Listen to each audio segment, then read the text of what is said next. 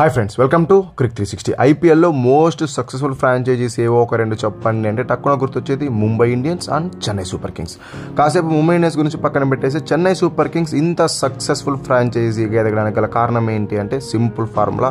ఒక ప్లేయర్ని నమ్ముతారు, నమ్మిన ప్లేయర్ని బ్యాక్ చేస్తారు, బ్యాక్ చెయ్యాలి అనే ఫిక్స్ అయిన ప్లేయర్ కోసం ఆక్షన్లో ఎంత దాకా అయినా వెళ్ళి కొంటారు. దానికి గల బెస్ట్ ఎగ్జాంపుల్ 2022 మెగా ఆక్షన్లో దీపక్ చహర్కి ఏకంగా 14.5 crores వెచ్చించడం.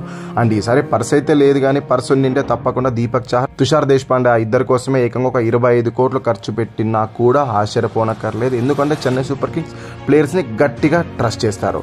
ఇది ఒకటేనా ఫార్ములా అంటే లేదు, వాళ్ళకి అగ్రెషన్ కూడా ఉంటుంది.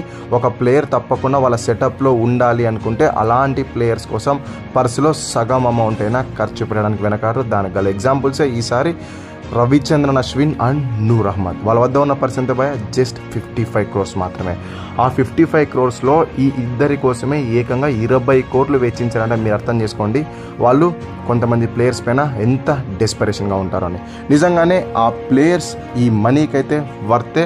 అఫ్కోర్స్ ఒక 2-3 కోట్లు ఎక్కువ అనిపించవచ్చు, బట్ అయినప్పటికీ నిజంగానే వీళ్ళిద్దరూ తప్పకుండా ప్లేయింగ్ 11లో ఉంటే వాళ్ళదైన రోజు మ్యాచ్ని ఒంటి చేతితో గెలిపించగల ఎబిలిటీ ఉంది. ముఖ్యంగా రవిచంద్రన్ అశ్విన్ మనం ఆక్షన్ ముందు కూడా మాడుకున్నాం, తప్పకుండా CSK కొంటే బాగుంటుందని. నిజంగానే రవిచంద్రన్ అశ్విన్ కొనడం చాలా అంటే చాలా అద్భుతంగా ఉంది వాళ్ళ ప్లాన్. ఎందుకు ఇలా అంటున్నానంటే అతను చపాక్లో ఎలాంటి టైంలో అయినా వికెట్స్ తీయగలడు అని, దాంతోపాటు డౌన్ ద ఆర్డర్ వచ్చి బ్యాటింగ్ కూడా ఆడగలడు. రీసెంట్గా బంగ్లాదేశ్ పైన కదా సెంచరీ కొట్టి అదే మ్యాచ్లో 5 వికెట్లు కూడా తీసుకున్నాడు. సో ఇలా రవిచంద్రన్ అశ్విన్కి చపాక్ అంటే ఖచ్చితంగా రెచ్చిపోతాడు. ప్లేయింగ్ 11లో అంటే ప్రతి మ్యాచ్ రెచ్చిపోయినా కూడా ఆశ్చర్యపోయినా. ఇక నూర్ అహ్మద్, ప్రతి ఒక్క టీము రషీద్ ఖాన్ లాంటి స్పిన్నర్ కావాలి అనుకుంటారు అంటారు. బట్ రషీద్ ఖాన్ ఒక్కడే ఉన్నాడు కదా, కేవలం ఒక్క టీం మాత్రమే ఆడగలడు. బట్ రషీద్ ఖాన్కి అచ్చుగుద్దిన జిరాక్సే ఈ నూర్ అహ్మద్. సో నూర్ అహ్మద్ కోసం 10 కోట్లు పెట్టడంలో ఏమాత్రం సందేహం అక్కర్లేదు. ఎందుకంటే అతను అలాంటి ఒక స్పిన్నర్. మిడిల్ ఓవర్స్లో రవీంద్ర జడేజా, రవిచంద్రన్ అశ్విన్తో కలిసి వికెట్లలో గింగిరాలు తీపించి తీసేస్తాడు. అంత స్కిల్ఫుల్ బౌలర్ ఈ నూర్ అహ్మద్. అండ్ దాంతోపాటు ఆల్ ఇంపార్టెంట్లీ అతను డౌన్ ద ఆర్డర్ వచ్చి ఆ చిన్న చిన్న హిట్టింగ్ కూడా చేయగల ఎబిలిటీ ఉంది. అందుకనే చెన్నై సూపర్ కింగ్స్ లో 10 crores దాకా వెళ్ళారు. ఒట్టి ఇద్దరినే తీసుకున్నారా అంటే లేదు, వాళ్ళు ట్రస్ట్ చేసిన రచిన్ రవీంద్రన్ కూడా తీసుకున్నారు. లాస్ట్ సీజన్ 1.8 crores పెట్టి తీసుకొని ఆడించుకుంటే అతను అంత మంచి పర్ఫార్మెన్స్ ఇవ్వలేదు. ఈసారి కొంటారా లేదా అని అందరికీ క్వశ్చన్స్ అయితే రేజ్ అయ్యాయి. బట్ వాళ్ళు అందరి క్వశ్చన్స్కి ఆన్సర్ ఇస్తూ ఏకంగా RTM యూజ్ చేసి మరీ రచిన్ రవీంద్రని సొంతం చేసుకున్నారు. సో ఇలా ఓవరాల్గా ఈసారి 25 మెంబర్స్ని అయితే వాళ్ళ స్క్వాడ్లో ఇంక్లూడ్ చేసుకున్నారు. ఆక్షన్కి ముందు 5 మెంబర్స్ని రిటైన్ చేసుకుంటే ఆక్షన్లో 20 మందిని అయితే పర్చేస్ చేశారు. ఓవరాల్గా 25 మెంబర్స్లో 18 ప్లేయర్స్ ఇండియన్స్ ఉన్నారు, ఇక 7 ప్లేయర్స్ ఫారినర్స్ ఉన్నారు. ప్రతి ఒక్క ప్లేయర్కి బ్యాకప్స్ అయితే ఉన్నారు. దాని గురించి స్క్వాడ్ అనాలిసిస్ తెలుసుకుందాం. ఫస్ట్ ఆఫ్ ఆల్ బ్యాటర్స్ ఎవరిని తీసుకున్నారు స్క్వాడ్లో అంటే టాప్ రిటెన్షన్ వాళ్ళ కెప్టెన్ రుతురాజ్ గైక్వాడ్ 18 crores తీసుకున్నారు. ఇక మరొక బ్యాటర్ రాహుల్ త్రిపాఠిని ఆక్షన్లో 3.2 crores వెచ్చించి కొనుగోలు చేశారు. నిజంగానే ఇది కూడా ఒక మంచి పిక్కే. ఎందుకంటే మిగతా టీమ్స్ అన్ని ఏమనుకున్నారంటే రాహుల్ త్రిపాఠి ఫామ్లో లేడు, రీసెంట్ టైమ్స్లో అంత మంచి ఇన్నింగ్స్లు రాలేదని వదిలేశారు. బట్ చెన్నై సూపర్ కింగ్స్ వల్ల తను ట్రస్ట్ చేయడానికి గల కారణం ఏంటి అంటే సింపుల్ రీజన్ భయ. రాహుల్ త్రిపాఠి కనుక ఒక్కసారి ఫామ్లోకి వస్తే తప్పకుండా ఆ సీజన్లో రికార్డుల మోత మోగిపోతుంది. దానికి గల బెస్ట్ ఎగ్జాంపుల్ 2022 మన ఆరెంజ్ ఆర్మీకి ఆడుతున్నప్పుడు 15 మ్యాచెస్లోనే 451 రన్స్ స్కోర్ చేశాడు. ఆ సీజన్లో క్లోజ్ టు 25 సిక్సర్స్ కూడా కొట్టాడు. అండ్ ఆల్ ఇంపార్టెంట్లీ ఆ సీజన్లో స్ట్రైక్ రేట్ 150 అచీవ్ అయింది. ఇక దాని తర్వాత నెక్స్ట్ సీజన్ 273 ఉంది. ఇక లాస్ట్ సీజన్లో 6 మ్యాచెస్లో 165 రన్స్ మాత్రమే ఉన్నాయి. సో అందుకని లాస్ట్ 2 సీజన్లో ఫామ్లో లేడు అని అతన్ని తీసేయాల్సిన అవసరం లేదు. ఎందుకంటే రాహుల్ త్రిపాఠి చాలా స్కిల్ఫుల్ బ్యాటర్ అండ్ దాంతోపాటు హార్డ్ హిటర్. ఇంకా వీళ్ళిద్దరితో పాటు బెంచ్ స్ట్రెంత్ స్ట్రాంగ్ చేసుకోవడానికి షేక్ రషీద్ అండ్ యాంటీ సిద్ధార్థ్లను అయితే పిక్ చేశారు. షేక్ రషీద్ని గత 3 సీజన్ల నుంచి బ్యాక్ చేస్తూ ఉన్నారు. సో అప్కమింగ్ సీజన్లో ఏదో ఒక రోజు ప్లేయింగ్ లెవెల్లో ఉన్నా కూడా ఆశ్చర్యపోనక్కర్లేదు. ఇక బ్యాటర్ సంగతి ఇలా ఉంచేస్తే ఆల్రౌండర్స్ మటుకు ఏకంగా 10 మందిని తీసుకున్నారు. ఆ 10 మందిలో 6 పేస్ ఆల్రౌండర్స్ ఉన్నారు, 4 స్పిన్ ఆల్రౌండర్స్ ఉన్నారు.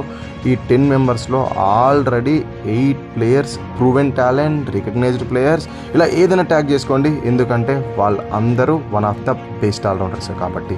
ఆక్షన్కి ముందు రవీంద్ర జడేజాని, రుతురాజ్ గైక్వాడ్తో పాటు టాప్ రిటెన్షన్గా 18 crores రిటైన్ చేసుకున్నారు. ఇక దాంతోపాటు శివం దూబే కూడా 12 crores ఇచ్చి రిటైన్ చేసుకున్నారు. ఇక ఆక్షన్లో రచిన్ రవీంద్ర అండ్ రవిచంద్రన్ అశ్విన్ స్పిన్ డియోని అద్భుతమైన ప్రైస్కి పర్చేస్ చేశారు. దాని తర్వాత Sam Curran and Jamie Overton England pace ఆల్రౌండర్స్ని పర్చేస్ చేశారు. శామ్ కరన్ ఏమైనా కాస్త తోక జాడిస్తే తప్పకుండా జేమీ ఓటన్ అయితే ప్లేయింగ్ లెవెన్లోకి వచ్చేసాడు. దాని తర్వాత ఇండియన్ ఆల్రౌండర్స్ అయిన విజయ్ శంకర్ అండ్ దీపక్ హుడాల్తో పాటు అన్క్యాప్డ్ ఆన్షిల్ కాంబోజ్ని కూడా పర్చేస్ చేశారు. ఈ పిక్ గురించి తప్పకుండా మాట్లాడుకోవాలి. ఎప్పుడైతే దులీప్ ట్రోఫీలో ఒకే రోజు 27 ఓవర్స్ దాకా బౌల్ చేసి 8 వికెట్స్ అయితే తీశాడో ఆ రోజు అన్షిల్ కాంబోజ్ పేరు మోత మోగిపోయింది. లాస్ట్ ఇయర్ ముంబై ఇండియన్స్కి 3 మ్యాచ్లు ఆడినప్పుడు కూడా ఇతను ఎవరు రికగ్నైజ్ చేయలేదు. కానీ ఎప్పుడైతే ఆ 8 వికెట్స్ స్పెల్ అయితే వచ్చిందో ఆ రోజు అన్షిల్ కాంబోజ్ హీరో అయిపోయాడు. అప్పటి నుంచినే అందరూ ప్రేస్ చేస్తూ వస్తారు, ముంబై ఇండియన్స్ వాళ్ళు తీసుకుంటారు. బట్ చెన్నై సూపర్ కింగ్స్ వాళ్ళు బిలో 4 crores అన్షిల్ కాంబోజ్ లాంటి ఒక పేస్ ఆల్రౌండర్ని దక్కించుకోవడం అంటే నిజంగానే చాలా మంచి పిక్ అవుతుంది. ముఖ్యంగా దీపక్ చహర్ లేని టైంలో ఓపెనింగ్ ఓవర్స్ ఏవైతే ఉంటాయో పవర్ ప్లేలో బోత్ ద వే స్వింగ్ చేయగల ఎబిలిటీ ఉన్న బౌలర్ కాబట్టి నిజంగానే మంచి పిక్ అవుతుంది. ఇక ఈ 9 మందితో పాటు అన్క్యాప్డ్ పేస్ ఆల్రౌండర్ రామకృష్ణ ఘోష్ను కూడా స్క్వాడ్లో అయితే ఇంక్లూడ్ చేసుకున్నారు. చూద్దాం ఇతను ఏమంటారు మేకింగ్ ఇన్ స్టార్ అంటారో మళ్ళీ నాకైతే తెలియదు. ఓవరాల్గా 10 మెంబర్స్ అయితే ఉన్నారు.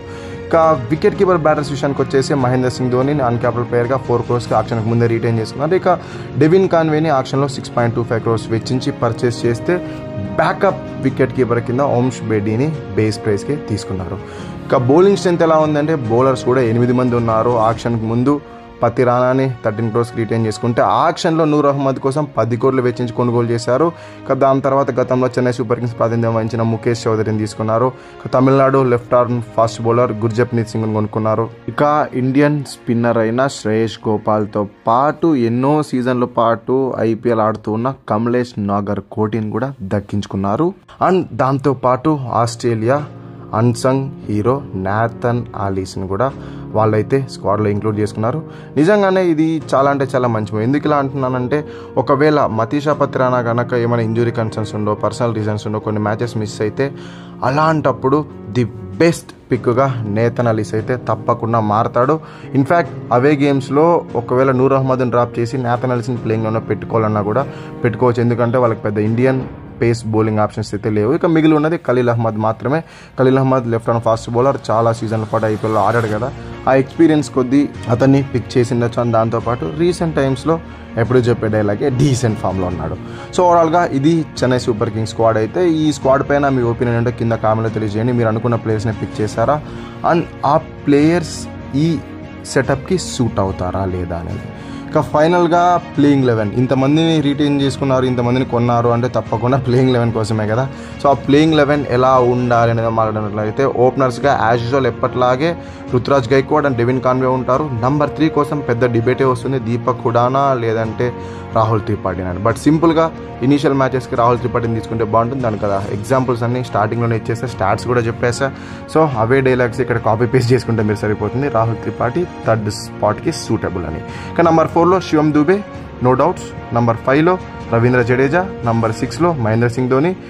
నంబర్ 7లో శామ్ కరన్. ఇందులో కూడా నో డౌట్స్, ఎందుకంటే వాళ్ళకి ఇండియన్ పేసర్స్ ఎక్కువ లేరు కాబట్టి foreign pacer and foreign allrounder Sam Curran 2.4 crores దొరికేస్తారు. ఇది కూడా స్టీలర్ బై, ఇతన్ని తప్పకుండా 11లో పెట్టుకోవాలి. So followed by Ravichandran Ashwin, Anshul Kamboj, Noor Ahmad and Matheesha Pathirana. So ఇది వీళ్ళ టోటల్ ప్లేయింగ్ 11. ఇంపాక్ట్ ప్లేయర్ గురించి తర్వాత మాట్లాడుకుందాం. ఓవరాల్గా ఈ ప్లేయింగ్ 11లో వీళ్ళకి 7 బౌలింగ్ ఆప్షన్స్ ఉన్నాయి. Matheesha Pathirana, Sam Curran and Anshul Kamboj pacers అయితే మిగిలిన 3 స్పిన్నర్స్ ఉన్నారు. రవీంద్ర జడేజా, రవిచంద్రన్ అశ్విన్ అండ్ నూర్ అహ్మద్.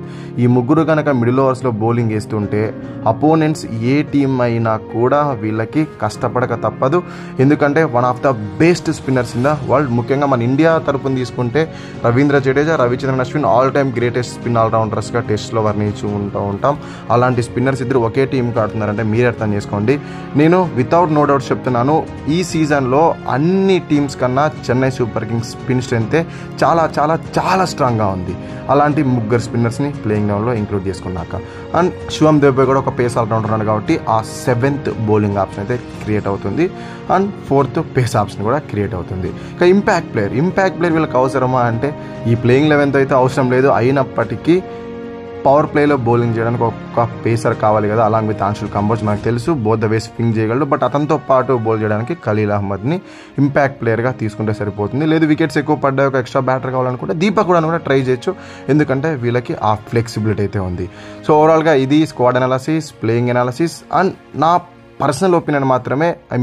ఎందుకంటే వీళ్ళతోనే వెళ్ళాలి, వీళ్ళే ప్లేయింగ్లో ఉండాలని ఏం లేదు. మీ ఒపీనియన్స్ ఏంటో కూడా కింద కామెంట్లో తెలియజేయండి. ఇది వీడియో, మరి నెక్స్ట్ వీడియోలో కలుసుకుందాం. అందరికీ సెలవు. Thank you so much for watching this video. అన్నట్టు వీడియో నచ్చితే లైక్ చేసి ఛానల్ని మటుకు సబ్స్క్రైబ్ చేసుకోవడం మర్చిపోకండి, ఎందుకంటే సబ్స్క్రైబ్ చేసుకోవడం చాలా ఇంపార్టెంట్.